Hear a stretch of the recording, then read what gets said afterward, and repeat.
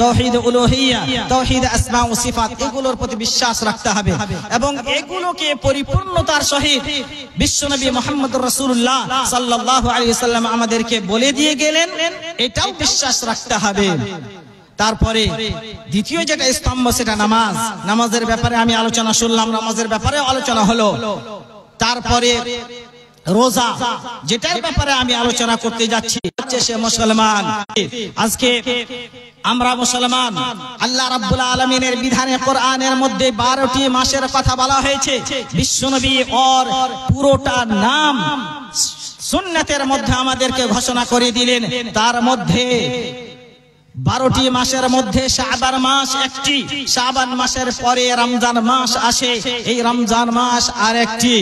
আল্লাহর রাসূল সাল্লাল্লাহু আলাইহি ওয়াসাল্লাম এই রমজান মাসকে আমাদেরকে বললেন, এর মধ্যে কাজকর্মগুলো তুলে ধরলেন, এর মধ্যে কিভাবে আমাদেরকে আমল করতে হবে এগুলো বলে দিলেন এবং নিজে স্বয়ং 1 নয় 2 নয় 9টি রমজান অতিবাহিত করে 9টি রমজানের রোজা রেখে উনি আমাদেরকে দেখিয়ে দিলেন যে কিভাবে রোজা রাখতে হবে। সম্মানিত শ্রোতা মণ্ডলী, রমজান মাসের রোজা 2 হিজরিতে ফরজ করা হলো। 2 হিজরিতে ফরজ করা হলো, এর মানে মক্কায় থাকা অবস্থায় এই রমজান মাসের রোজা ফরজ করা হয় নাই। যখন আল্লাহর রাসূল মদিনায় পৌঁছলেন দ্বিতীয় বছরে এই মাসে শাবান মাসে ফরজ করা হলো যে রমজান। আল্লাহর রাসূল সাল্লাল্লাহু আলাইহি ওয়াসাল্লাম মদিনায় থাকলেন, 9টি রমজান মাস পেলেন, 9টি রমজান মাসের রোজা রাখলেন। যখন এই রমজান মাস চলে আসতো তার পূর্বে বিশ্বনবী মুহাম্মদুর রাসূলুল্লাহ সাল্লাল্লাহু আলাইহি ওয়াসাল্লাম সাহাবাদেরকে বলতেন, সুসংবাদ দিতেন আর বলতেন, হে আমার সাহাবারা শোনো, قد جاءكم شهر মুবারাক, তোমাদের কাছে একটা মুবারক পবিত্র মাস চলে আসছে। শাহরুন মুবারক, পবিত্র মাস, এর মানে ওই মাসের মধ্যে প্রতিটা সেকেন্ড, প্রতিটা দিনগুলো থেকে উপকৃত হবে। বিশ্বনবী মুহাম্মদ রাসূলুল্লাহ সাল্লাল্লাহু আলাইহি ওয়াসাল্লাম এর বাশারাত দিতে গিয়ে বলছেন, ইদা দাখালা শাহরু রমাদান ফুতিহাত আবওয়াবুস সামা, যখন রমজান মাস চলে আসে আকাশের দরজাগুলো খুলে দেওয়া হয়, আকাশের দরজাগুলো খুলে দেওয়া হয়। আমরা কিন্তু আকাশ দেখতে পাই না, আমরা আকাশ শুধু দেখতে পাই যে আকাশটা নীল আকাশ, কিন্তু এর মধ্যে যে দরজাগুলো নিলাম এর দ্বারাই আল্লাহ রাব্বুল আলামিন, আল্লাহর রাসূল আমাদেরকে এটা বলতে চাইলেন, রমজান মাস আসলে শুধুমাত্র আমরা বাড়ির পরিবেশ পরিবর্তন করি না, আমরা নিজেকেই পরিবর্তন করি না, বরং এই বিশ্বের সব জায়গায় পরিবর্তন ঘটে। আল্লাহ রাব্বুল আলামিন পরিবর্তন ঘটায়, ফেরেশতাদের ডিউটি বাড়িয়ে দেন, ফেরেশতাদের আলাদা আলাদা জায়গায় তাদের ডিউটি নির্ধারিত করে দেন। তার মধ্যে এটি একটি যে এই দরজা, আকাশের দরজা খুলে দেওয়া হবে।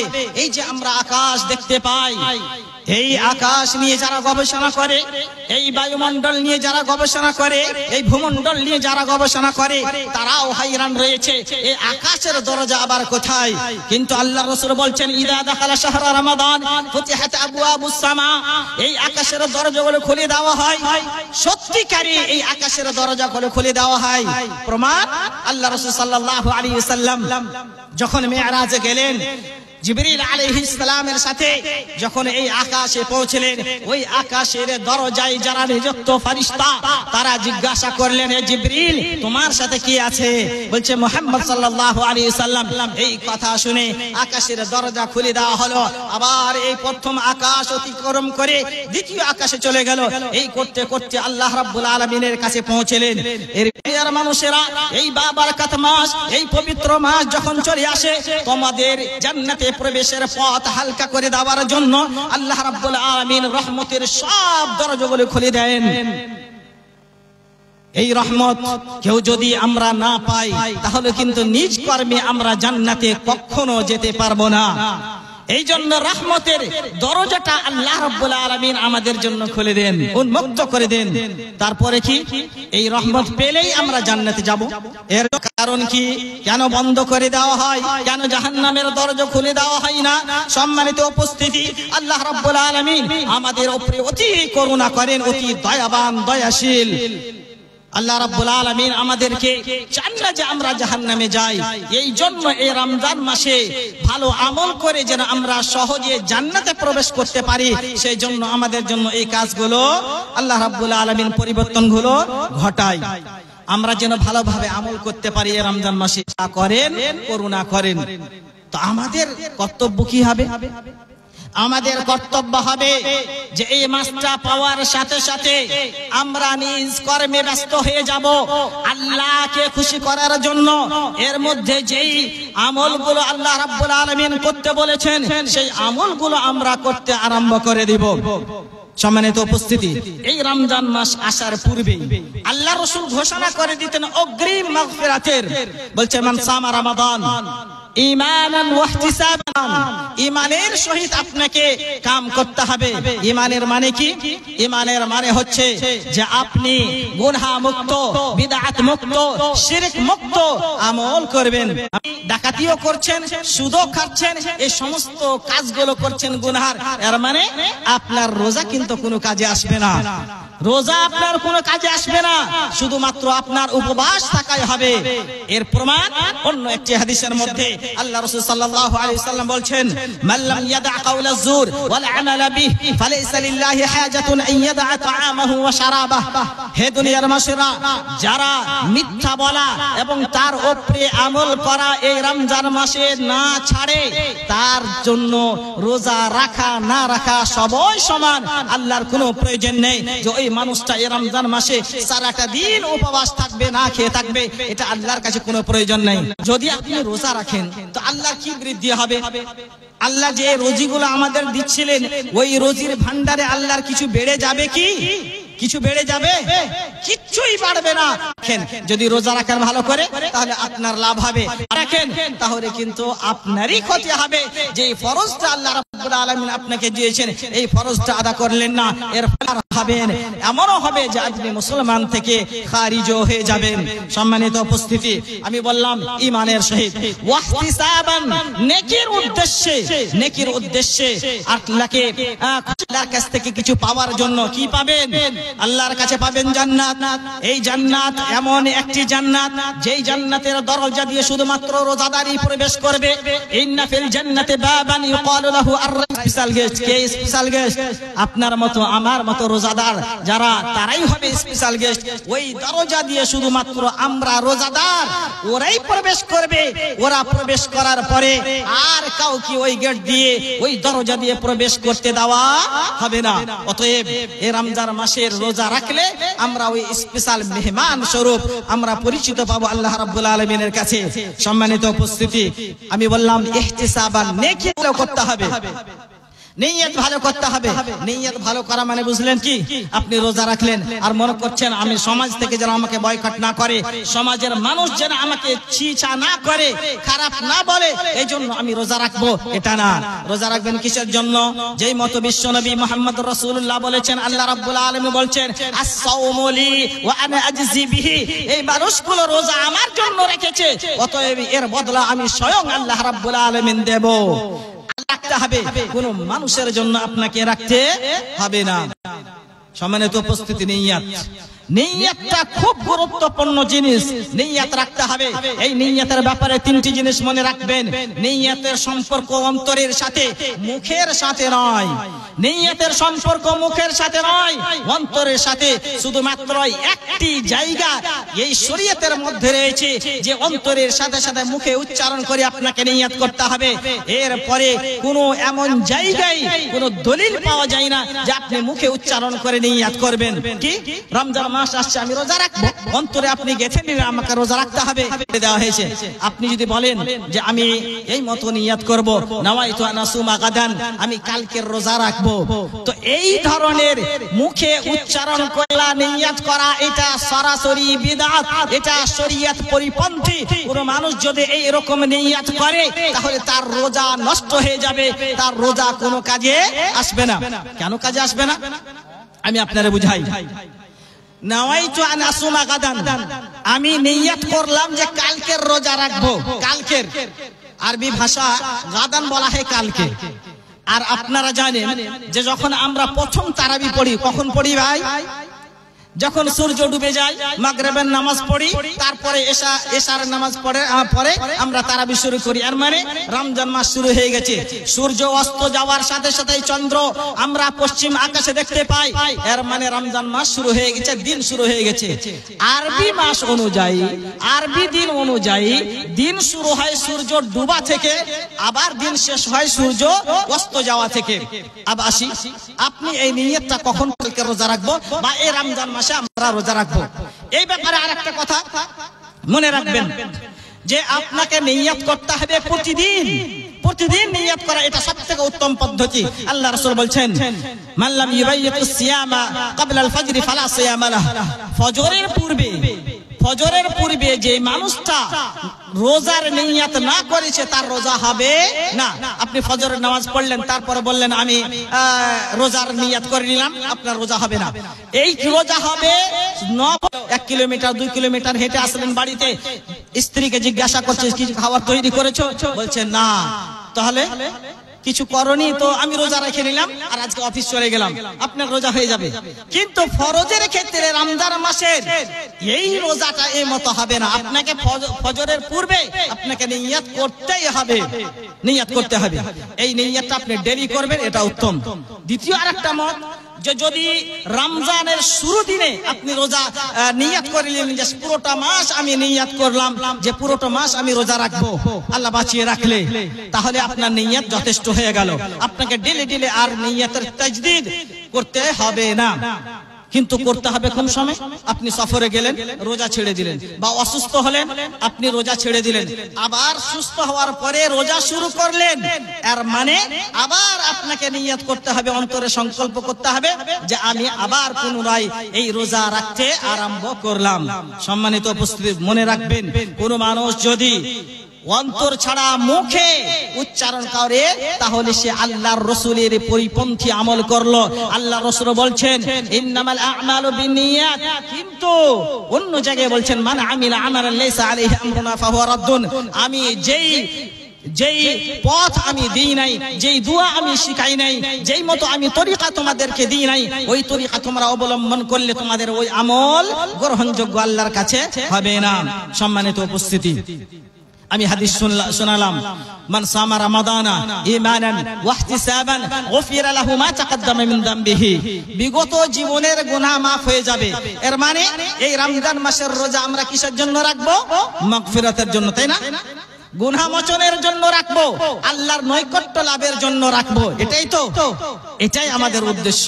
অন্য একটা মানুষ যদি এই রমজান মাসের কিয়াম গুলো করলো, তারাবি গুলো আদায় করলো ঈমানের সহিত নেকির উদ্দেশ্যে, তাহলে তার বিগত জীবনের গুনাহ খাতা আল্লাহ রাব্বুল আলামিন maaf করে দিবেন। এত ফজিলত। আসুন, এই রমজান মাসে এত ফজিলত, বিশ্বনবী আরো বললেন যে এই রমজান মাসে ফিহি লাইলাতুন খায়রুম মিন আলফি শাহরিন। এই রমজান মাসে একটা রজনী রয়েছে, এই রজনীটা এত পবিত্র, এত পাক, এত নেকির রজনী, যেই রজনীতে কোনো মানুষ যদি ইবাদত করে তাহলে 1000 মাস ইবাদতের চেয়েও অতি উত্তম, 1000 মাসের ইবাদতের চেয়েও অতি উত্তম। খায়র বলা হয় অতি উত্তমকে, বরাবর বললেন না, সম পরিমাণ বললেন না, করতেই থাকে। যতটা নেকি পাবে, দিবারাত্রি 200 করে দান করতে থাকলো 83 বছর, 1000 মাস, যতটা নেকি পাবে শুধুমাত্র লাইলাতুল কদরে 200 টাকা দান করে ওর থেকেও বেশি নেকি পাবে। সম্মানিত উপস্থিতি, শুধুমাত্র দানের ক্ষেত্রে নয়, সব রকম আমল ওর মধ্যে চলে আসছে। আপনি 2 রাকাত নামাজ আদায় করবেন, তাকে বজায় রাখবেন, ওই রাত্রিতে আপনি ভালো কথা বলবেন, কোরআনের তিলাওয়াত করবেন, ওই ভালো কিছু সংকল্প করবেন, যতটা নেকি পাবেন 83 বছর ধরে, 1000 মাস ধরে যতটা তার থেকেও অধিক পরিমাণে পেয়ে যাবেন। কেন এই রজনীটা কেন এত গুরুত্বপূর্ণ? যদি আমি কোরআনকে জিজ্ঞাসা করি, কোরআন বলবে ইন্না আনজালনাহু ফি লাইলাতিল কদরি ওয়া মা আদরাকা মা লাইলাতুল কদর, লাইলাতুল কদরি খায়রুম মিন আলফি শাহর। এই রজনীটা এই জন্য অতি উত্তম, এই রজনীটাকে আল্লাহ রাব্বুল আলামিন এই জন্য পবিত্র এবং পাক করেছেন। এই রাত্রে আমাদের আকীদাটা ভুল। কোরআন হচ্ছে আল্লাহর কালাম, কোরআন হচ্ছে আল্লাহর কালাম। এই পৃথিবীর যাহা কিছু আমরা দেখতে পাচ্ছি সব কিছু আল্লাহর সৃষ্টি। আমি আল্লাহর সৃষ্টি, আপনি আল্লাহর সৃষ্টি। আকাশ বাতাস, চাঁদ, পাহাড়, পর্বত সব কিছু আল্লাহর সৃষ্টি। কিন্তু এই পৃথিবীর মধ্যে একটি ব্যতিক্রম জিনিস রয়েছে, যেটির নাম হচ্ছে কোরআন। এটি আল্লাহর মাখলুক নয়, এটি আল্লাহর কালাম, এটি আল্লাহর সিফাত। যদি কোনো মানুষ বলে এটা আল্লাহর মাখলুক, তাহলে আল্লাহর ব্যাপারে বানানো নয়। সম্মানিত উপস্থিতি, এই কোরআন এত ফজিলতের যে ওই রাত্রিতে এই কোরআন অবতীর্ণ হলো বলেই ওই রাত্রির এত ফজিলত। তো এই ফজিলত কি করতে হবে? আমাদেরকে হাসিল করতে হবে, নিতে হবে। আল্লাহ রাসূল বলছেন, মান হরিমা খায়রাহা ফাকাদ হরিম। যদি কোনো মানুষ ওই রজনীতে ইবাদত থেকে দূরে সরে গেল, ওই রজনীর ইবাদত তার ভাগ্যে জুটলো না, আপনাকে মাগফিরাত তালাব করতে হবে। এই বলে আল্লাহ রাসূল সাল্লাল্লাহু আলাইহি ওয়াসাল্লামের স্ত্রী আম্মা আয়েশা জিজ্ঞাসা করছেন, ইয়া রাসূলুল্লাহ, ওই রজনী যদি আমি পেয়ে যাই তাহলে আমি কি করব? আল্লাহ রাসূল বলছেন, তুমি যদি ওই রজনী পেয়ে যাও তাহলে একটা দোয়া বারবার তুমি পাঠ করবে, আল্লাহুম্মা ইন্নাকা আফুউন তুহিব্বুল আফওয়া ফাআফু আন্নি। আল্লাহ তুমি ক্ষমাকারী, তুমি ক্ষমাকে পছন্দ করো, অতএব তুমি আমারে ক্ষমা করে দাও। এই সবগুলো হাদিসের সারমর্ম ফলাফল এটাই হচ্ছে, তাহলে আমরা এমন মানুষ এখানে বসে আছি যাদেরকে আল্লাহ রাব্বুল আলামিন ক্ষমা করবেন না, তার পূর্বেই ঘোষণা করে দেওয়া হয়েছে। বিশ্বনবী মুহাম্মদুর রাসূলুল্লাহ সাল্লাল্লাহু আলাইহি সাল্লাম বলছেন, তুফতাহু আবওয়াবুল জান্নাতি ইয়াউমাল খামিস ওয়া ইয়াউমাল ইসনাইন। দুই দিন এই জান্নাতের দরজাগুলো খুলে দেওয়া হয়। অন্য হাদিসের মধ্যে রয়েছে এই রমজান মাসে জান্নাতের দরজা খুলে দেওয়া হয়, এই শাবান মাসে দরজা খুলে দেওয়া হয়। ফায়ুগফারু লিকুল্লি আবদিন লা ইউশরিকু বিহি শাইআ। আল্লাহ রাব্বুল আলামিন সব বান্দার গুনাহগুলো ছেড়ে গেল না, কবর পূজাতে গেল না, দেবদেবীর সামনে মাথা নত করতে গেল না, সে আমাদের মতো মৌলবীর কাছে গিয়ে তাবিজ বানালো না, ভাগ্য নিয়ন্ত্রণের জন্য, ভাগ্য পরীক্ষার জন্য কোনো কাহিনের কাছে গেল না, কোনো গণকের কাছে গেল না। ওই সমস্ত মানুষকে আল্লাহ রাব্বুল আলামিন ক্ষমা করবেন। আর একটি কথা মনে রাখবেন, আল্লাহ কিন্তু ক্ষমা করবেন, ক্ষমা করবেন একটা শর্তে। কি শর্ত? কি শর্ত? আল্লাহ রাব্বুল আলামিনের রাসূল বলছেন, ইল্লা রাজুলান কানাত বাইনাহু ওয়া বাইনা আখিহি শাহনা। ওই সমস্ত মানুষকে আল্লাহ রাব্বুল আলামিন মাফ করবেন না যার মধ্যে এবং তার ভাইয়ের মধ্যে দুশমনি রয়েছে, দালাদলি রয়েছে, কাটাকাটি রয়েছে, সম্পর্ককে বিচ্ছিন্ন করে রেখেছে, এমন মানুষকে আল্লাহ রাব্বুল আলামিন মাফ করবেন না। এই রমজান মাস আসলো, আমি রোজাও রাখলাম, তারাবিও পড়লাম, কিয়ামও করলাম, জিকির আজকার সব কিছু করলাম, কিন্তু আমি আমার ভাইয়ের সাথে ভালো সম্পর্ক রাখি নাই, আমি আমার পিতার সঙ্গে ভালো সম্পর্ক রাখি নাই, আমি আমার মায়ের সঙ্গে ভালো সম্পর্ক রাখি নাই, স্ত্রীর সঙ্গে ভালো সম্পর্ক রাখি নাই, আত্মীয়তা বিচ্ছিন্ন করেছি, তাহলে কি আমি আল্লাহর কাছে ক্ষমা চাইয়ে পেতে পারবো? না। আল্লাহ রাব্বুল আলামিন কিন্তু আমাদেরকে মাফ করবেন না, ক্ষমা চাইলেও কিন্তু আল্লাহ রাব্বুল আলামিন আমাদেরকে দেবেন না। সম্মানিত উপস্থিতি, আমার আপনার একটু জায়জানের অন্তরে বুকের মধ্যে একটু হাত রেখে বলুন যে আমি আপনি আমার নিজের আত্মীয়তার সাথে কেমন ব্যবহার করেছি। আপনি কি আপনার বোনের সঙ্গে ভালো ব্যবহার করেছেন? আপনি কি আপনার ভাইয়ের সঙ্গে ভালো ব্যবহার করেছেন? এমনও যুবক রয়েছে, এমনও ভাই রয়েছে যে নিজের বাবার সঙ্গে তার সম্পর্ক ভালো নাই, নিজের মায়ের সাথে তার সম্পর্ক ভালো নাই। বাবা মা যদি কোনো কথা বলে তাহলে সে রাগান্বিত হয়ে বলে, তোমরা কিছু বুঝো না, চুপ করে থাকো। ওই যুবক, তুমি কাকে বলছো চুপ করে থাকতে? যেই পিতা যেই মাতা তোমাকে দুনিয়ার সব কিছু দেখালো, দুনিয়াকে দেখার জন্য সব থেকে বেশি দরদ সহ করে তোমার মা, সেই মাকে তুমি এই কথা বলছো যে তুমি কিছু বুঝো না। হে যুবক, মনে রাখবে বিশ্বনবী মুহাম্মদুর রাসূলুল্লাহ সাল্লাল্লাহু আলাইহি সাল্লাম ওই সমস্ত মানুষগুলোর বিরুদ্ধে আল্লাহ রাব্বুল আলামিনের কাছে বদদুয়া করেছেন, জিবরিলও বদদুয়া করেছেন। কে?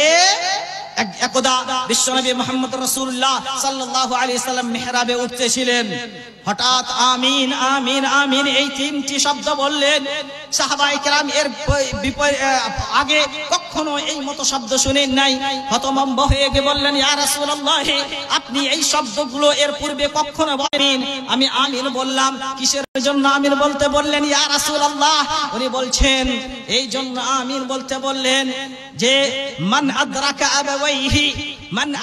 আবাওয়াইহি ইনদাল কিবার আও আহাদাহুমা, যারা নিজের পিতামাতাকে বৃদ্ধ অবস্থায়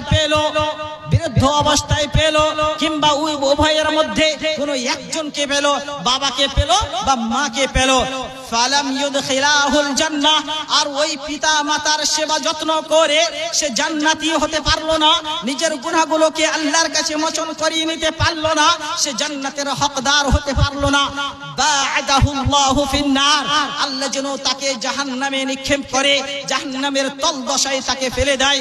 অন্য একটি হাদিসের মধ্যে রয়েছে তার নাকটা যেন মাটিতে মিশে যায়। ওই সময় জিবরিল আমাকে আমিন বলতে বললেন, এই বদদুয়ার উপরে আমি আমিন বললাম।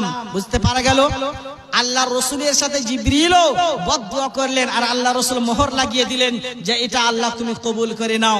এর মানে পিতামাতাকে আমরা পেয়েছি, নিজের গুনাহগুলোকে মোচন করিয়ে নিতে না পেরেছে, আল্লাহর কাছে ইস্তিগফার না করে সে দুনিয়া থেকে চলে গেছে, তার রমজান মাস অতিবাহিত করে দিয়েছে, তাহলেও যেন আল্লাহ রাব্বুল আলামিন তাকে জাহান্নামে নিক্ষেপ করুন, তার নাকটা যেন মাটিতে মিশে যাক।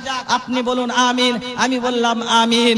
গুরুত্বপূর্ণ আমল, যেই আত্মীয়তাকে বজায় রাখার কথা আল্লাহ রাব্বুল আলামিন নিজের ইবাদতের পরেই দরজা দিয়েছেন, ওয়া'বুদুল্লাহ ওয়া লা তুশরিকু বিহি শাইআ ওয়া বিল ওয়ালিদাইনি ইহসানা। এই বিশ্বের মধ্যে সবথেকে বড় আত্মীয় হচ্ছে কে? পিতামাতা।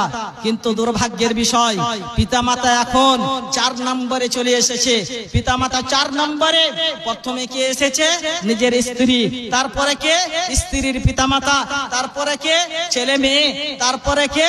ওই পিতামাতা। 5 নম্বরে, 4 নম্বরে, 5 নম্বরে চলে এসেছে। অথচ আল্লাহ রাব্বুল আলামিন তাকে এই পৃথিবীর মধ্যে 1 নম্বরে রেখেছেন। আমরা লক্ষ্য করেছি? আমরা কখনো এটা অনুভব করেছি যে আমরা পিতামাতার সাথে কেমন আমরা ব্যবহার করছি? শুনুন, আল্লাহ রাব্বুল আলামিন বলছেন ফাতিদাল কুরবা হাক্কাহু ওয়াল মিসকিন। হে দুনিয়ার মানুষেরা, যারা আত্মীয়, রক্তের আত্মীয়, দূর আত্মীয়, সবারই অধিকার দিতে হবে। অধিকার সবারই নির্ধারিত রয়েছে, ওই অনুপাতে আমাদেরকে দিতে হবে। মিসকিনদের অধিকার দিতে হবে। অন্য একটি আয়াতের মধ্যে আল্লাহ বলছেন ফাতিদাল কুরবা হাক্কাহু ওয়াল মিসকিন ওয়া ইবনাস সাবিল যালিকা খায়রুল লিল্লাযিনা ইউরিদুনা ওয়াজহাল্লাহ। ওই আত্মীয়তাকে বজায় রাখো, এটা ওর জন্য ভালো যে আল্লাহর সাথে সাক্ষাৎ করতে চায়, আল্লাহর সাথে দিদার করতে চায়। যেই আল্লাহকে আমরা 50 বছর 60 বছর ইবাদত করব, ওই আল্লাহকে কি আমরা দেখতে চাইবো না? ওই আল্লাহকে আমরা দেখতে চাইবো। ওই আল্লাহর দিদার যদি আমরা ভালোভাবে করতে চাই, তাহলে আমাকে কি করতে হবে? কি আত্মীয়তাকে বজায় রাখতে হবে। আল্লাহর সাথে সাক্ষাৎ করতে গেলে আত্মীয়তাকে বজায় রাখা অত্যন্ত জরুরি। সম্মানিত উপস্থিতি, ওস্তাদে মুহতারাম বসে আছেন। আমি বলছিলাম যে আমরা যদি আল্লাহর কাছে আল্লাহর মাগফিরাত চাই, আল্লাহর কাছে নিজের গুনাহগুলোকে মার্জনা চাই, তাহলেও কিন্তু আত্মীয়তাকে বজায় রাখতে হবে। এর প্রমাণ আবু বকর জানেন? আবু বকর নামে কোন মানুষ জানেন? প্রথম খলিফা, আল্লাহ রাসূলের বন্ধু, আম্মা আয়েশার বাবা। আম্মা আয়েশার ব্যাপারে যখন তোহমত লাগলো যে আম্মা আয়েশা বাদ চালান মেয়ে একটা, এই ব্যাপারে যখন কথাগুলো ভেসে গেল লোকের মধ্যে, ওই কথাগুলোকে বাড়াবাড়ি করার মধ্যে মিস্তাহ নামী একজন সাহাবী ছিলেন। ওই মিস্তাহ নামী সাহাবী আবু বকর রাদিয়াল্লাহু তাআলা আনহুর তত্ত্বাবধানে চলতেন, খরচ বরচ আবু বকর দিয়ে চালাতেন। যখন নিজের মেয়ের ব্যাপারে মিস্তাহ এই কথা বলে বাড়ালো, তখন সে রাগান্বিত হয়ে গিয়ে বলছে তোমার উপরে আমি আর খরচ বরচ করব না, তোমাকে একটা ফটি করিয়েও দিব না। এটা মানুষের নেচার। নিজের মেয়ে কলিজার টুকরা, তার ব্যাপারে তুমি মিথ্যাকে পাক পবিত্র ঘোষণা করে দেওয়া হলো। আবু বকরের ব্যাপারে আয়াত অবতীর্ণ হলো ওয়াল ইয়াফু ওয়াল ইয়াসফাহু আলা তুহিব্বুনা আন ইয়াগফিরাল্লাহু লাকুম। যারা সমাজের সম্ভ্রান্ত ব্যক্তি, সম্পদশালী ব্যক্তি, বড় ব্যক্তি, তারা যেন নিজের নিজের অধীনস্থ লোকদেরকে মাফ করে দেয়, তাদের অন্তর থেকে গুনাহ কিনাগুলো হিংসাগুলো দূর করে দেয়, কষ্টগুলো দূর করে দেয়। আলা তুহিব্বুন আন ইয়াগফিরাল্লাহু লাকুম, তোমরা কি পছন্দ করো না যে আল্লাহ তোমাদেরকে মাফ করে দেখ, আল্লাহ তোমাদেরকে মাফ করে দেখ। এর মানে যদি আল্লাহর মাফ আপনি চান তাহলে কিন্তু আত্মীয়তার ছোট বড় যে ভুলগুলো হবে সেগুলোকে আপনাকে মাফ করে দিতে হবে। আবু বকর দৌড়ে দৌড়ে আসলেন আল্লাহর রাসূলের কাছে আর বললেন, ইয়া রাসূলুল্লাহ, হে আমি চাই আল্লাহ যেন আমাকে মাফ করুন, আমরা দিতে পারি না। যেই হক আমার উপরে আমার বোনের আছে, আমার ভাইয়ের আছে, সেই হকটা আমি দিতে পারি না। আর এটা কোত্থেকে শুরু হয়? ওই বড় মানুষ যারা সম্পদশালী, যারা পাওয়ারফুল, এই মানুষগুলো থেকে হয়ে থাকে। মনে রাখবেন, এই বিশ্বে যত রকমের সমস্যা হচ্ছে, এই সমস্যার তিনটি মূল কারণ হচ্ছে কি? তিনটি মূল কারণ। এক, লেডি, ল্যান্ড আর লিডারশিপ। লেডি, ল্যান্ড এবং লিডারশিপ, এই তিনটি হচ্ছে মূল। লেডি, মেয়ে। এই পৃথিবীর মধ্যে সবথেকে বড় ফিতনা হচ্ছে, সেটা হচ্ছে কি? এই মেয়েরা। এই মেয়েরা, মা ও বোনেরা। আজকে দেখলাম এখানে তো কোনো দোকানপাট নেই, কিন্তু গোপালপুরে সব টটলাম। আল্লাহ বলছেন, ফাহাল আসাইতুম ইন তাওয়াল্লাইতুম আন তুফসিদু ফিল আরদি ওয়া তুকাত্তিউ আরহামাকুম। সম্ভব এটাই মনে হচ্ছে, যখন তোমাদেরকে আমি সম্পদ দিয়ে দিব, পাওয়ার দিয়ে দেব, তোমাদেরকে যখন আমি দুনিয়ার সব কিছু দিয়ে দেব, তোমাদের জন্য উন্মুক্ত করে দিব, তখন তোমরা এই জমিনে বিপর্যয় ছড়িয়ে দিবে, ফিতনাতে ভরে দিবে, আর তোমরা আত্মীয়তাকে বিচ্ছিন্ন করে দিবে, সম্পর্ক ভালো রাখবে না। মা ও বোনেরা যারা আমাদের উপরে অধিকার রাখছে, তাদের অধিকারকে আমরা হনন করে দিচ্ছি। কত এত ভাই রয়েছে, বাবা রয়েছে, নিজের মেয়ের হক দেয় নাই, নিজের বোনের হক দেয় নাই, আবার হজ করতে গিয়েছে, বড় বড় দাড়ি রেখে নামাজ রোজা সব আপনার জন্য ফেরেশতা নিযুক্ত করে দেওয়া হয়েছে।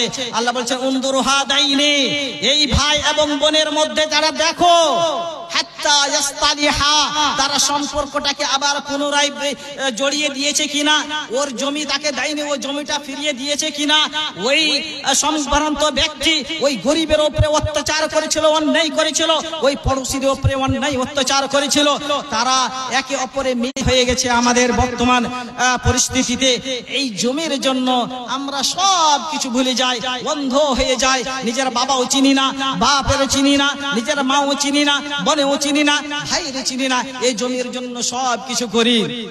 নতুন কিছু দলিল বানিয়ে নি, আমরা সাক্ষী বানিয়ে নিয়ে অন্যর আমরা জমিনটাকে নিজের নামে করি নেই। নিজের বাবাকে পটিয়ে পটিয়ে চিকিৎসার নামে হসপিটাল নিয়ে যাওয়ার পূর্বে আমরা রেজিস্ট্রি অফিস চলে যাই, তারপরে তার সাইন নিয়ে আমরা নিজের নামে সব জমিগুলো করে নেই। ভাই গেল, বোন গেল, সবাই চলে গেল।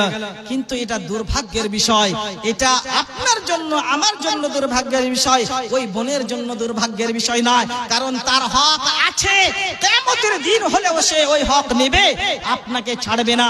আল্লাহ রাসূল সাল্লাল্লাহু আলাইহি সাল্লাম বলেছেন, যারা এই জমি দাবিয়ে নেই, আর যারা আইলটাকে কেমন করে আইল ছাঁটে জানেন আপনারা, যারা কৃষক মানুষ সবাই জানেন, এমন করে কোদালকে ভিতরে ভরবে, ফিট ওই দিকে চলে গেল, আর নিজের জমি 1 ফিট প্রশস্ত হয়ে গেল, বেড়ে গেল। শুনুন, এই ব্যাপারে 5টি ওয়াঈদ এসেছে, 5টি দুর্দান্ত ওয়াঈদ এসেছে। আল্লাহ রাসূল সাল্লাল্লাহু আলাইহি সাল্লাম বলছেন, من أخذ شبرا من الأرض توقه يوم القيامة 7 أرضين। সম্মানিত উপস্থিতি, এই পৃথিবীর মধ্যে কোন মানুষ যদি আধা হাত জমি যদি কেউ না হক হনন করে নাই, নিজের কবজায় নিয়ে নাই, বলবে না আমি কবজায় নিয়ে নাই, আমি অন্যের দ্বারাই নিয়েছি, আমি কোর্টের মাধ্যমে নিয়েছি, আমি উকিলের মাধ্যমে নিয়েছি, তাহলে তো এটা আমার হবে না? না, আপনারও হবে।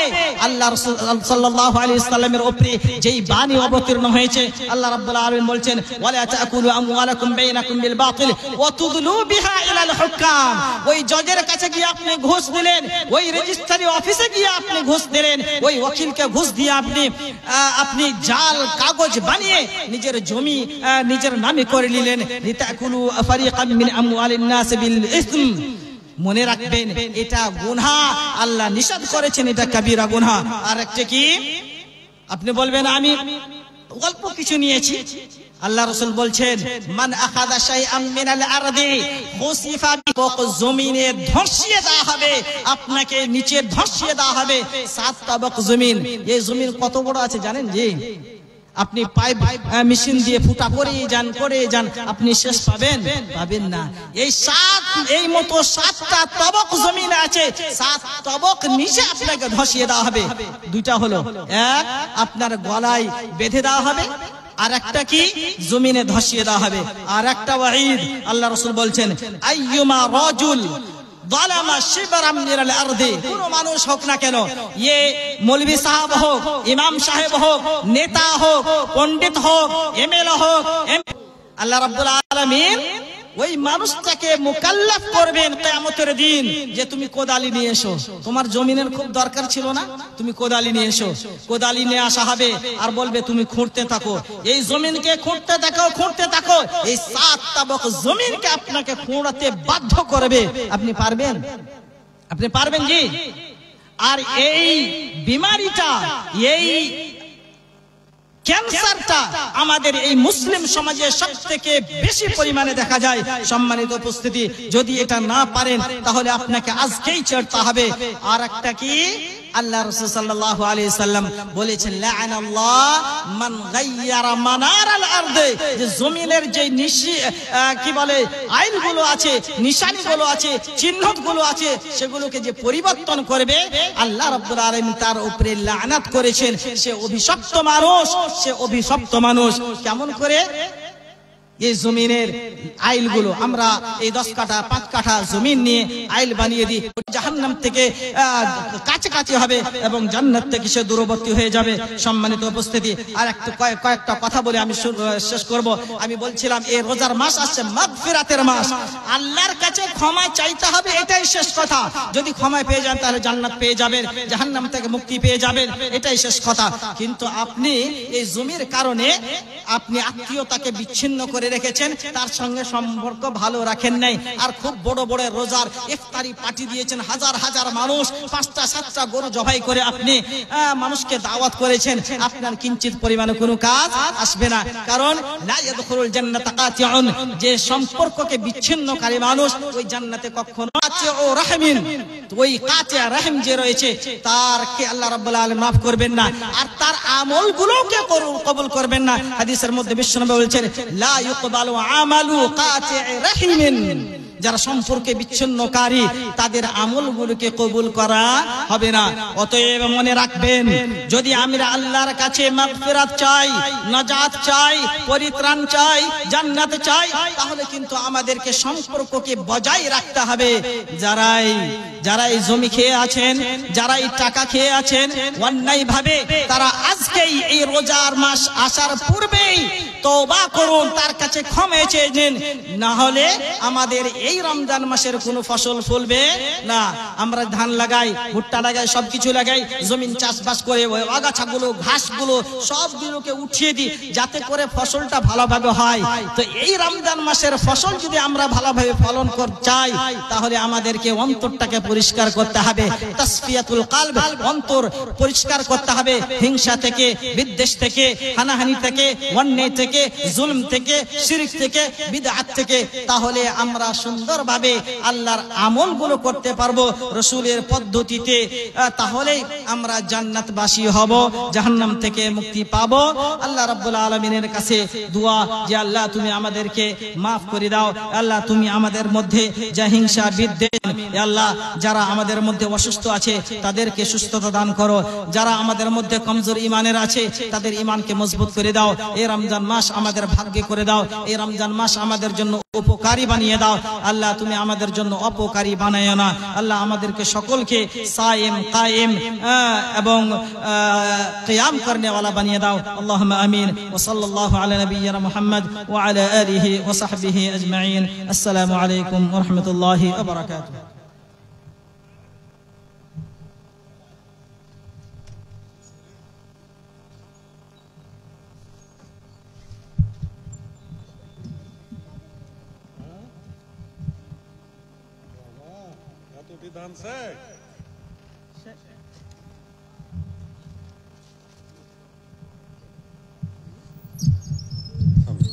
আসসালামু আলাইকুম ওয়া রাহমাতুল্লাহি ওয়া বারাকাতুহু। শাইখনা আব্দুর রহমান সাহেব মুর্শিদাবাদ থেকে এসেছেন। তিনি আমারও ওস্তাদ আর আপনাদের পরিচিত।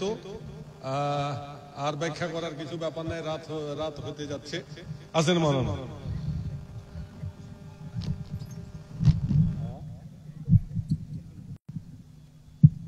ওইটা এদিকে টানবো আছে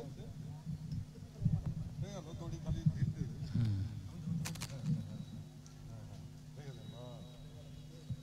কি করতে চাইছে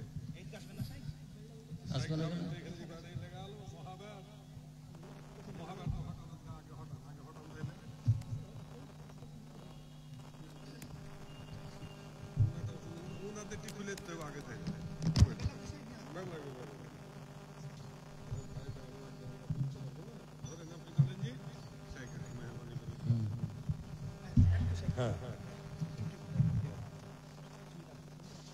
ওদিকে চার হযরত আলী ওদিকে চারটা দিয়ে দেন, ওদিকে চার দিয়ে দেন, দিয়ে দেন আপনি আলাদা করে বসেন।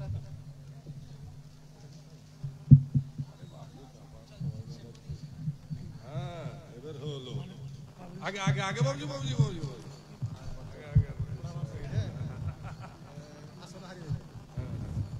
ঠিক।